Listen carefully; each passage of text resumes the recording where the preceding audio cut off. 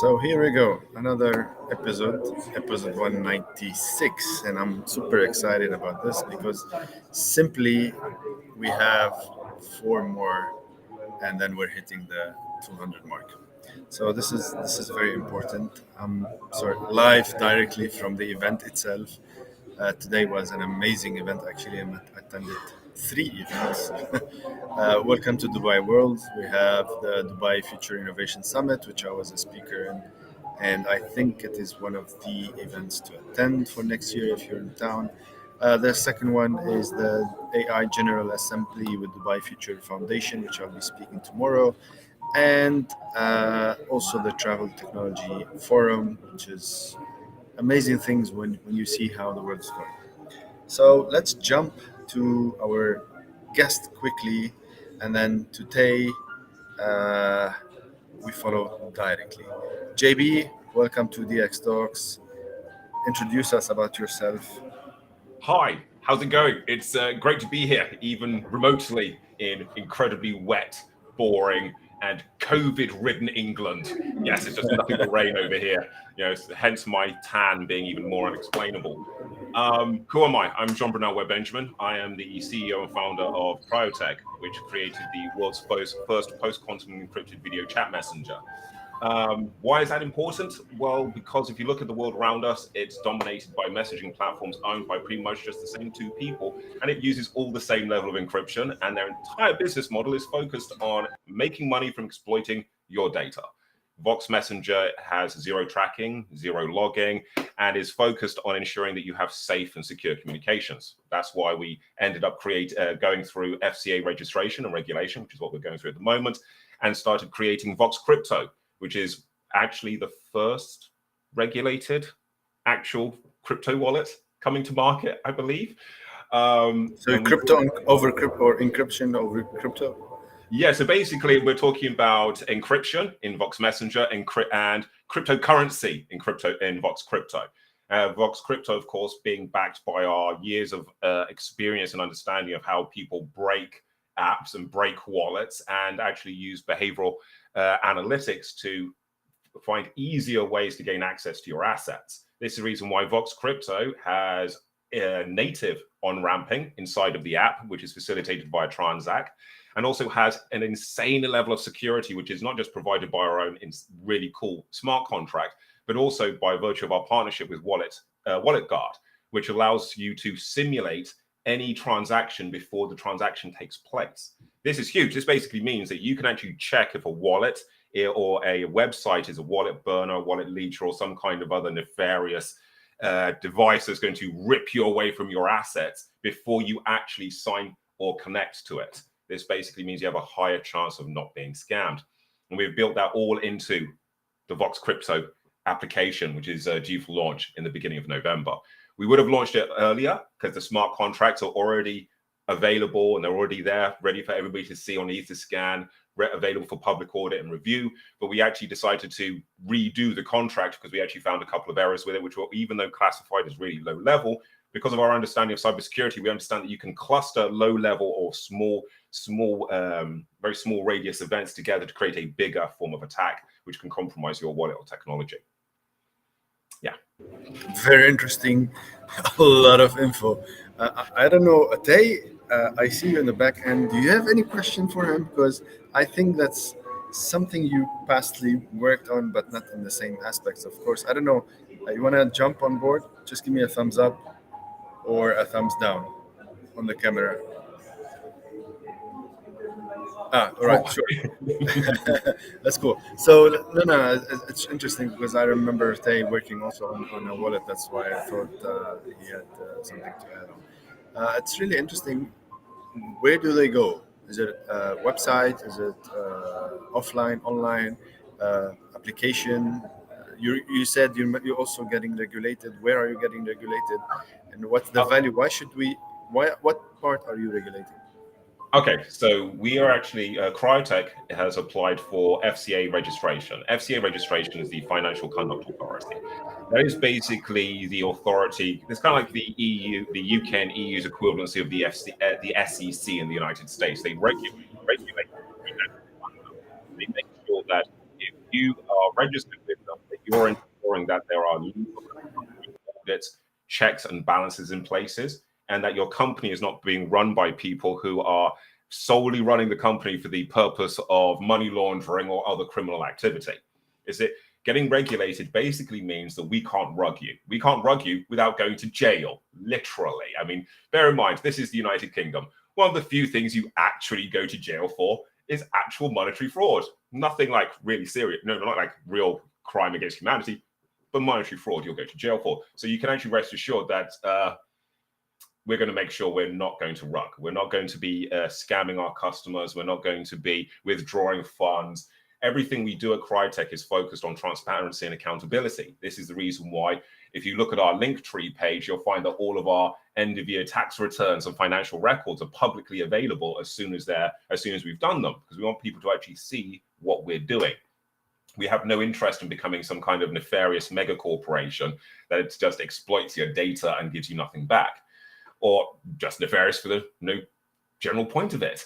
FCA registration basically means you can actually be a little more confident that we are going to actually behave and provide the service for which we are promising, because we are actually not only is it because Crytech would anyway, because we're generally kind of ethically cool guys and gals, but also because we are legally required to. That is unique in the space at this time. Bear in mind, if we look at everybody around us, some of the biggest platforms out there like FTX, Terra Luna, even Coinbase up to a few days ago were not even financially regulated or registered. Now, luckily enough for the industry, that is changing, because I think we all know somebody who's lost lots of money in the crypto space. Sometimes, quite often, it's not through no fault of their own. Bear in mind, people are being manipulated like it's going out of fashion using behavioral psychology at an incredible rate in the crypto space. You know, we're all told that we shouldn't. We shouldn't be talking. We shouldn't discuss when a project is bad, or we shouldn't discuss when something's being rugged. We should be all very polite about it. No, I disagree. And that's the reason why we created Vox Crypto. I mean, the other unique feature of Vox Crypto is that you can also do bulk sending of crypto to people within a group for a single gas transaction fee, which basically means, as opposed to, say, sending $50 of crypto to 50 different people and then paying 50 times the gas fee and seeing that gas fee incrementally go up through every transaction, so you get to the point where you've ended up paying more in gas fees than you have in actually sending to friends and family, our smart contract allows you to send bulk transfers to a near infinite number of people in a single group transaction for a single gas transactional fee, which is also lower than the sum total of all of those gas fees, especially as that gas fee is at that point fixed in time, as opposed to being incrementally increasing over a period of time. Interesting.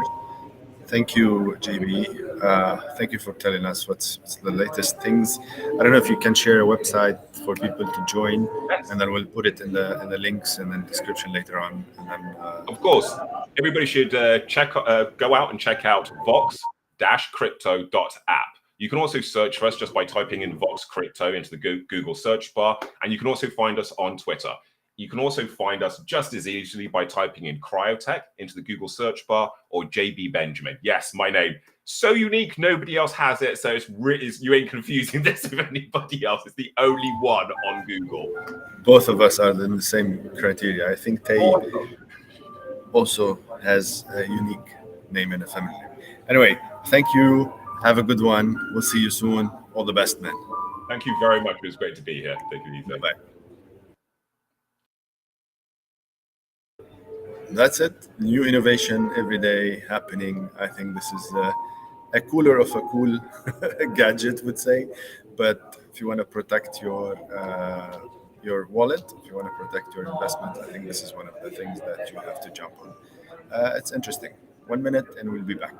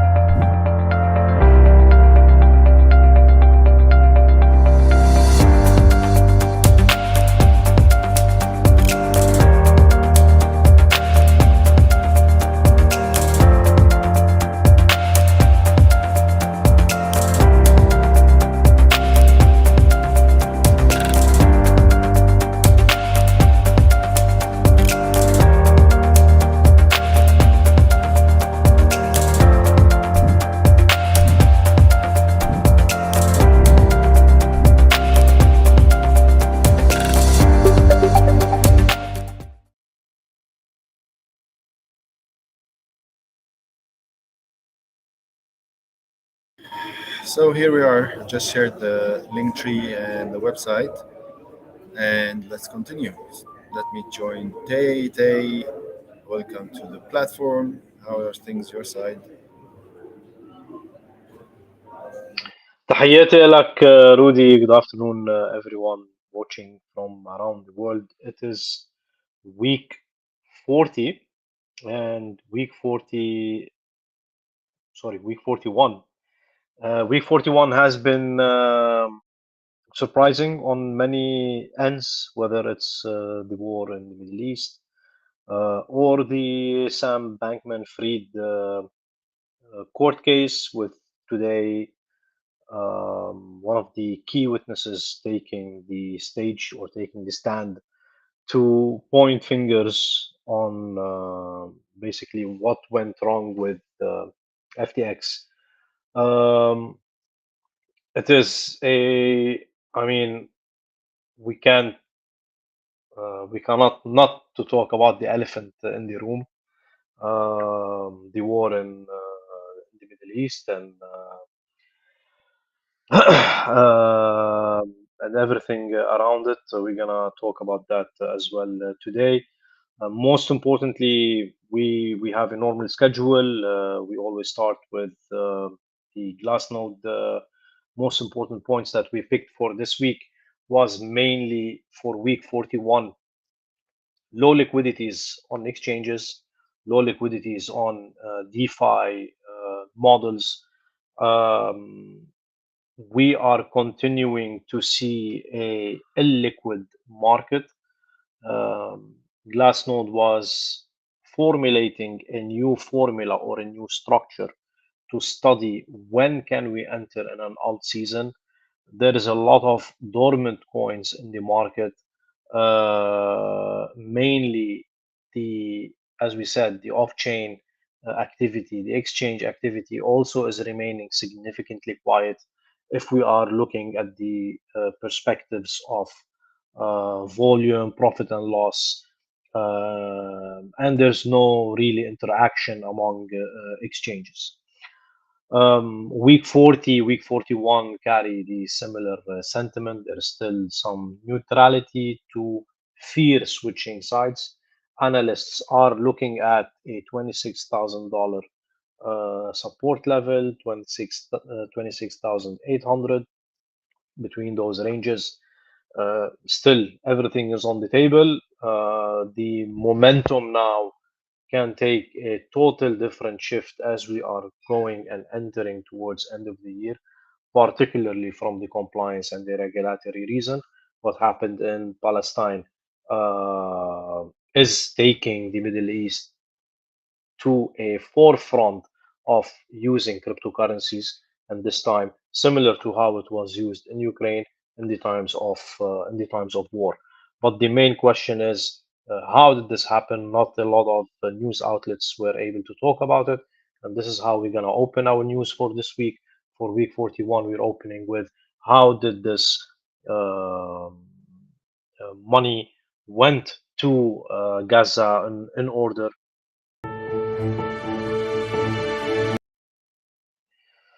So, according to Times Now, it's a news outlet from India. There was a special investigation that was done by the Indian Special Cells Intelligence Fusion and Strategic Ops, or under the name of IFSO.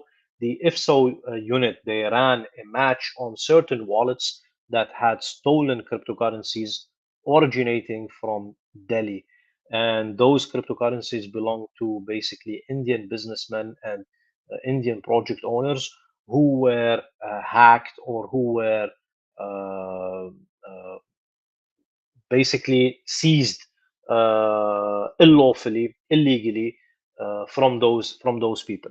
And the amount we're talking about is in INRs, in Indian rupees, around 40 million.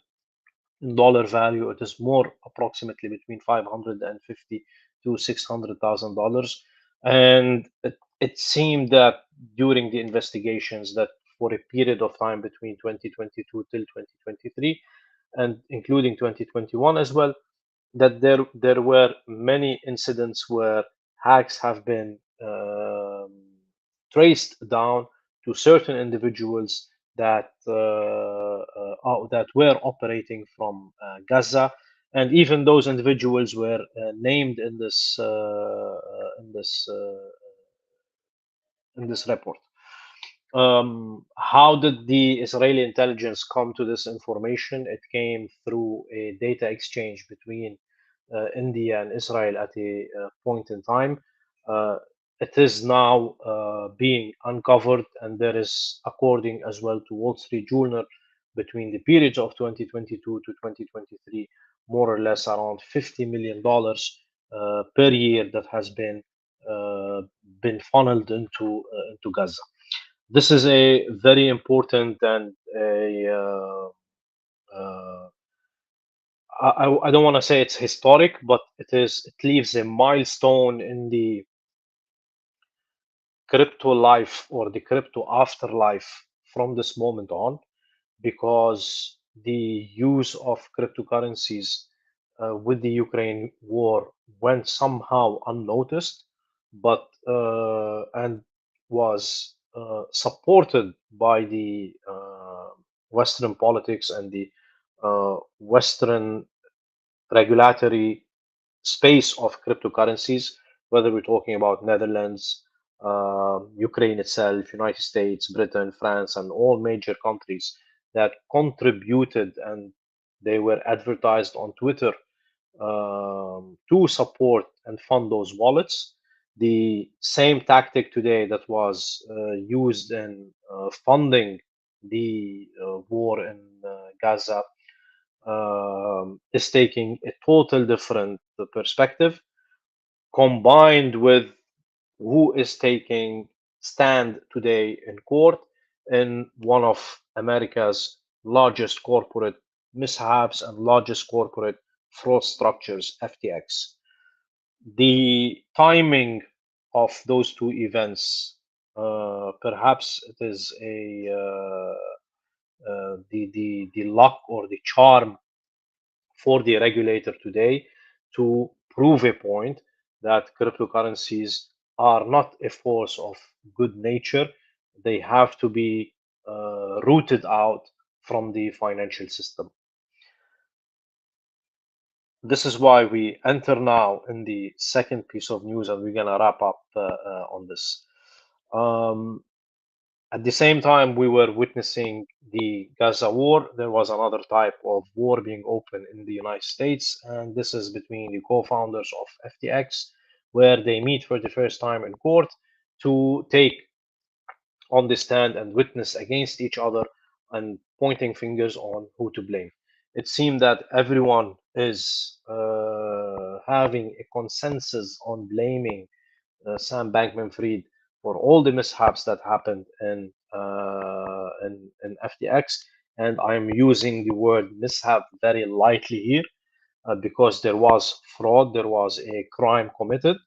Um, we were hearing live on Twitter the judge and the defendant's response during the court from a Twitter account called Inner Press City, and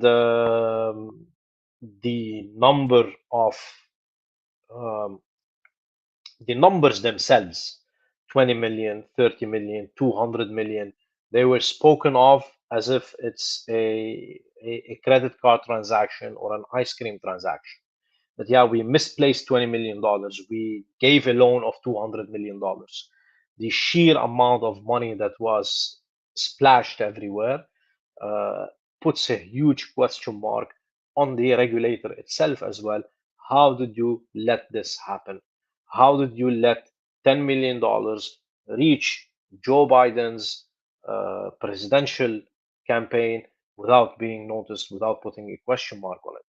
How can you fund Republicans with $95 million in donations and not put a question mark on it? So a lot of this today court happenings in the states and what's happening in the Middle East, they are going to put a huge pressure on the one KYC, CFT, AML standards for crypto moving on forward. There will be definitely new bills introduced to curb more crypto regulation and carve more out of Binance specifically for being this bridge of sending crypto to Gaza. Uh, the response from Binance was immediately to comply to the local laws and regulations in Israel and close the accounts of Palestinians who might or might have not been involved in funding this war directly or indirectly. Uh, there will be a price to pay for Palestinians today on the crypto side of things, where their accounts will be more easily blocked and more targeted in closures. So this was our message before the Gaza war started. This is our message after the Gaza war have started. This was our message before the Lebanese crypto currency crisis has happened, and this is always our message after the Lebanese currency crisis has happened. If you are not owning your crypto in your own wallet, you do not own this money. Hence, not your keys, not your coins, in the times of war, even, is not to be taken lightly. Such events are, of course, unfortunate. We oppose the shed of blood on both sides, and crypto remains neutral to work for whoever you see as a perpetrator or as a hero. It is neutral in its borders, it's neutral in its destination, and it does what it does at a significant way by not identifying who are we sending the funds to in the first place and preserving this neutrality. Speaking of the neutrality and the Bitcoin proneness today that we're seeing in such markets, one of the prominent Bitcoin miners, Bitcoin miner Hut 8, they have stopped their BTC sales and they are remaining bullish on the price ahead of the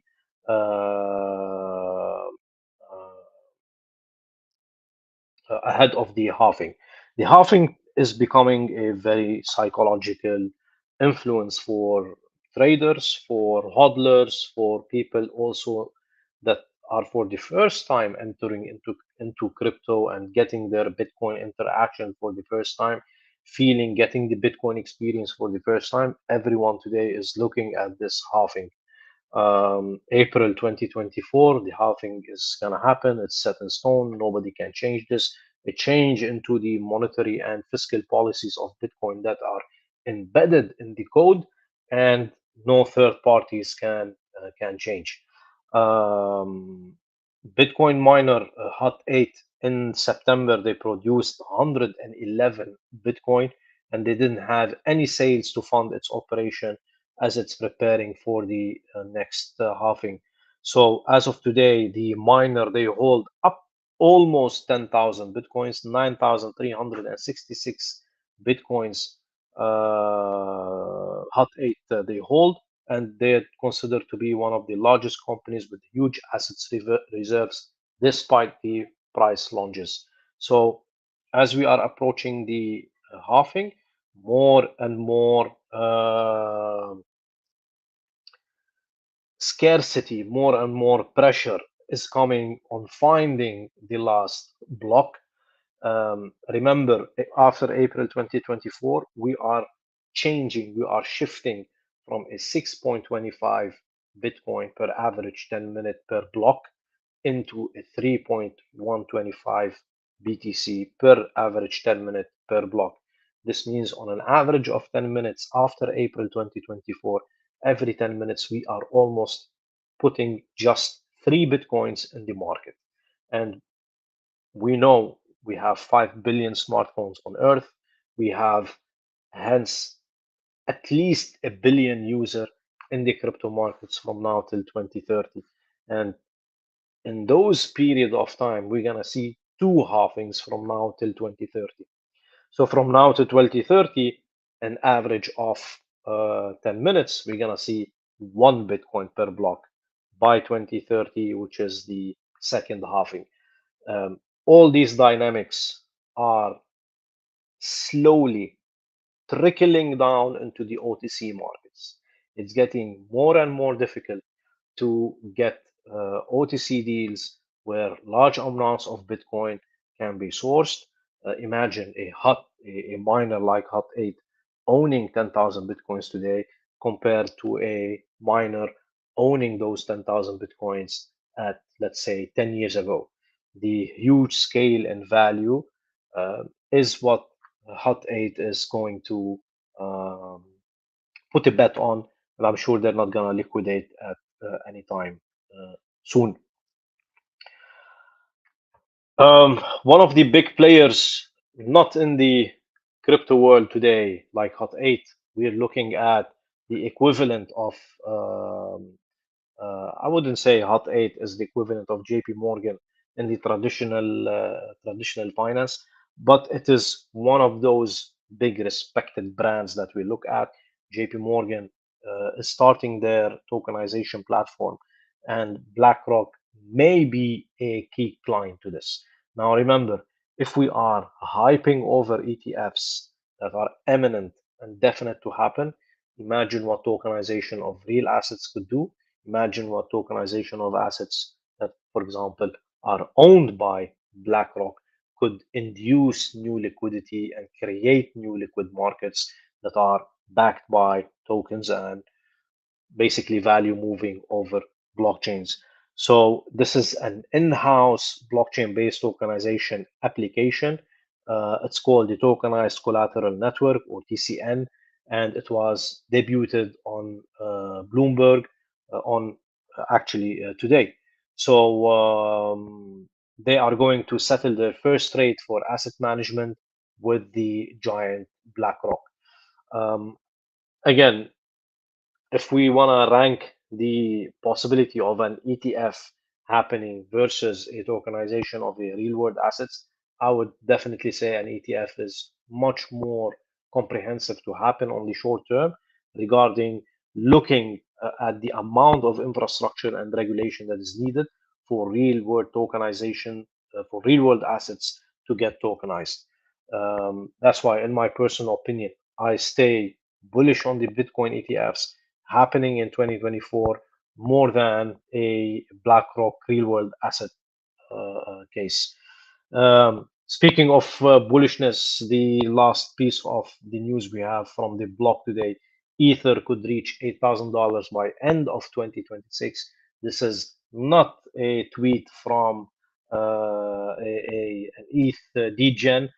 It's not a tweet from me, at least, or a statement by Rudy. This is a message coming from Standard Chartered Bank, one of the giants in the banking industry, has an eye on Ethereum with a rather speculative, explosive prediction of $8,000 per Ether.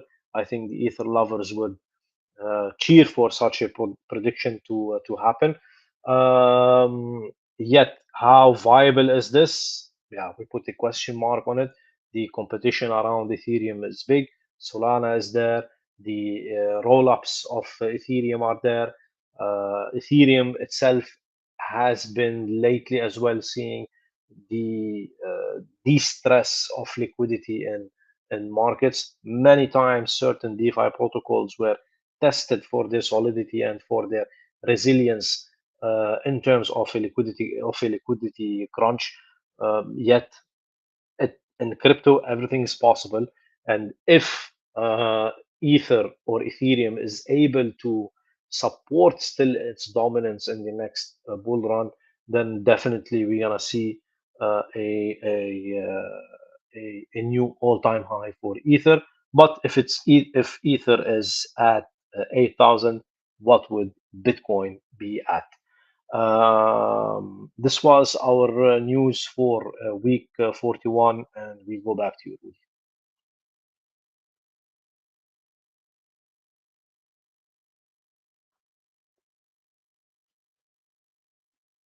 Thank you, Tay. Before we take a couple of questions, let me go back to the main slide of what's happening because we didn't go on this.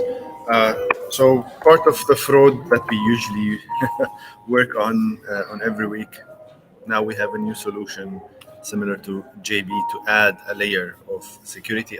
Just saw a device which is just patented and then it's raising money related to the first mobile device with a double layered internal, none talking to each other with a bridge uh, wallet. So it's an interesting device to see and to experience.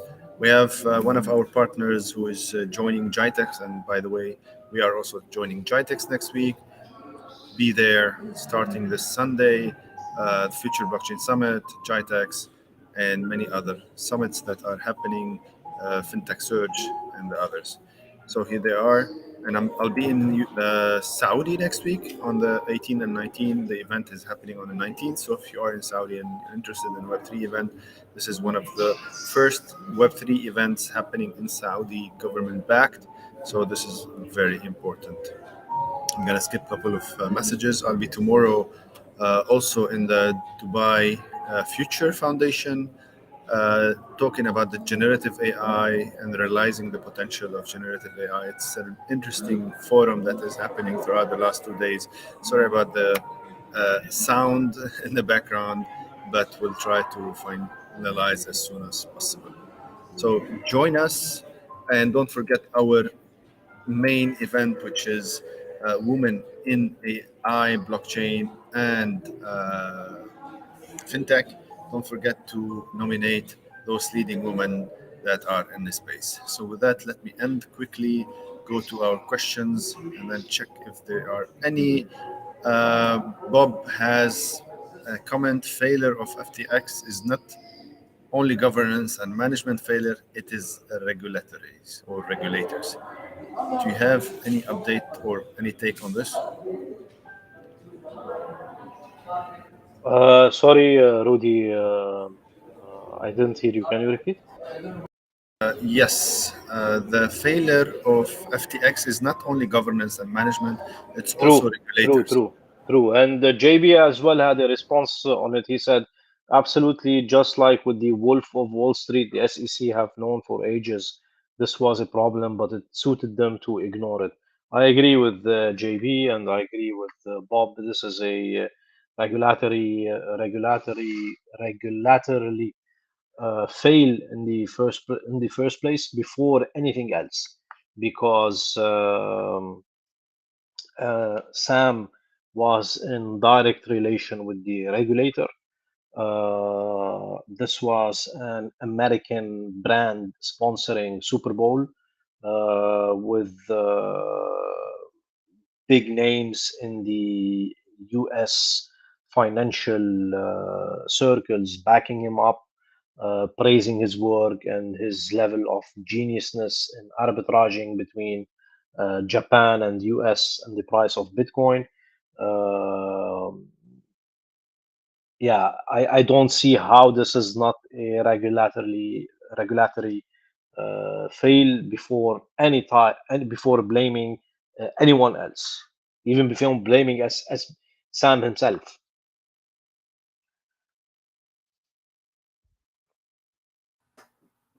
I was saying, let me get JB since he's still hanging on there. What's your Hi. take also on this? In terms of the regulatory huge fumble that happened. Okay, look with Did you use the FTX. F word? No, I said fumble. I didn't say the other word. I was going to, but I stopped myself, which is lucky. With FTX, just like with Barney Madoff, people were complaining about what these guys, what was happening there for the longest time, and it was ignored continuously. Why? Because Mr. Sam was making lots of big money exchanges to Democrats and Republicans. And as we all know, if you pay for somebody to turn a blind eye, they'll turn a blind eye, especially with that volume, pure volume of money. And let us not forget who his father is. His father is actually the guy that's connected, not Sam. Sam really is just the poor schlub that's going to end up with a lifetime in jail while he thought he was just going to have a good old fun time, and nobody told him that he was carrying the can. Bear in mind, if you follow the money back and look at all the key players involved in FTX, you follow the same fingers at play in Terra Luna. You also find the same fingers at play in the people who are taking big backstop positions on BTC while telling the rest of the world that crypto should be ignored. It's just that we should all keep away from it because it's just the bastion of criminals. Meanwhile, we've got BlackRock, JP Morgan, and every other mofo in the place filling their vaults with that stuff as quickly as they can. And it's not just the halving that this is about. It's also about fusion tech, when the power of proof of work blockchains is really the trading of energy. And once energy becomes an item that is no longer a scarce resource, this means that you will have rapid, super fast, near infinite tokenization of anything you want. That's the true value of Bitcoin. The value not comes in the halving. That's where people make lots of financial money. But the true advantage of Bitcoin comes the day that fusion technology becomes mainstream. Bear in mind, we have 3 companies by 2030 who all will have commercial fusion reactors online in UK, Europe, and the United States, which means one of the biggest things holding back BTC will no longer be a problem. And that basically means the value of mainstream currency itself becomes extremely threatened, which is the reason why BlackRock, JP Morgan, and all of these antiquated institutions are spending their entire time telling us, the civilian individual, how bad it is while they try to get the inside corner. Bear in mind, proof of work is a lot harder to control and get the inside track on than proof of stake. That's why everybody loves Ethereum. That's why the banks love proof of stake, because with proof of stake, it's re-centralization. It's whoever holds the biggest bag wins in proof of stake. And that's what Ethereum is now. Ethereum stopped being the people's kind of blockchain a long time ago, you know? And I realize I've rabbited on there for quite some time. The question is, it's crazy times. Standard Chartered is joining the game, like BlackRock. I think you mentioned it something differently there. Well, okay, I'll give you an example. Take a look at what's happening in Hawaii. The extreme firestorm that raged across the place and took out a lot of major buildings, infrastructure, and towns. And then look at how America has been pushing for the state of Hawaii to become the world's first tokenized crypto town. It's very interesting because if you look at the laws governing land in Hawaii, because it was all classified as ancestral protected land, unless everything is completely demolished and removed, you can't do anything with it. But what has happened after this seeming natural disaster? BlackRock and others have swooped in, bought up all the land, and then they announced tokenization of property. Interesting. Again, this is why I have a more cynical look at these big organizations. You don't have cynical, you have a conspiracy theory things. It's not, look, people use the word conspiracy theory all the time to demonize what is actually fairly logical when you start connecting the threads and start following the money. It's very easy to write off any theory as conspiracy theory. It's a beautiful way of making it seem insane, when the reality is all you have to do is follow the money, because the blockchain doesn't lie. Neither do transactions. Follow the money and you see the truth. Yeah, absolutely. Absolutely. You see, I have 2 questions. All of them are about banks, Standard Chartered, JP Morgan. Similarly, CBDCs. I mean, I'll give you an example. Recently, I did a talk about the digital pound, which is the United Kingdom's CBDC, effectively. And the digital pound really is going to be very cool, actually, for the market. When the digital pound comes out, it will be directly 1-for-1 equivalency with the physical pound, which basically means you'll be able to go and pay for physical items that cost £2.50 with £2.50 of digital pound, basically. This is huge. This means mainstream adoption. Yay! But it also means a huge amount of tracking, and it also means the instant removal of any form of anonymization and re-centralization of all of your transactions. Now, the way the British government have decided they're going to, on face, decouple the instant re-centralization and tracking of your personal data attached to your personal self and identity is by making the digital pound just a pure ledger, and then companies like mine will be licensed to build digital wallets, and we become responsible for KYC. Now, actually, that's actually quite good for consumers, because then it means that consumers really just have to find the right company that is willing to fight their corner no matter what. Now, in terms of, for example, your KYC, Cryotech, once we've completed FCA regulation, we'll have to form complete forms of KYC. We've already completed KYB to be listed and acknowledged as who we are. But when you do KYC, it also means that you, the company, are responsible for its encryption and control. And this is where the help to the consumer can come in. If companies like mine focus more on consumer need and focus on things like ensuring that their data is anonymized and fully obfuscated before it's handed over to various authorities, it means that we can actually kind of toe the line between the true ethic of what blockchain is, while at the same time still making sure that we honor, respect, and legally oblige by KYC and anti-money laundering or AML laws. But again, this comes to the company that you pick to be your wallet provider. If you're going to pick a wallet provider, look at how they make their money. Do they make their money from being in bed with big VCs, or do they make their money from actually providing your service that you're willing to pay for and subscribe to? You know? Thanks, JP, for your input. Tay, you can end it, and then we'll go have another week. No, from my side, Rudy, I agree with JB. Regard for FTX, this is a pure regulatory fault. In case of banks and BlackRock and those institutions, they did it before, and we will see it again. It's nothing new in this game of money and finance. You have to have your hands dirty a little bit. But today we have the possibility to change this game and keep control of those keys, keep control of this access to money. There is a risk in losing your keys. There is a long journey of knowledge, but trust me, this is worth it. It's worth to create your own, I won't say a bubble, but it's your own bank, your own safe, your own thingy that no matter what happens, a rocket falls 100 meters from your house, no matter where you are, in a war zone, in a earthquakes, natural disasters, this thing will not leave you. So it will always be with you. JB is saying Vox Crypto's main hashtag is I am the bank. And yeah, I think this was what Barack Obama was scared of in his famous speech when he said, "I'm afraid one day that people will be walking with Swiss banks in their pockets."